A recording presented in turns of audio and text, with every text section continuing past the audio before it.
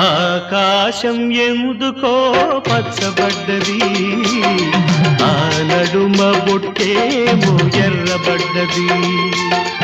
ఆకాశం ఎందుకో పచ్చబడ్డది, ఆ నడుమ బొట్టేమో ఎర్రబడ్డది.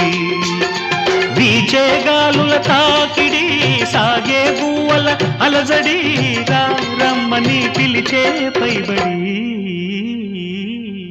ఆకాశం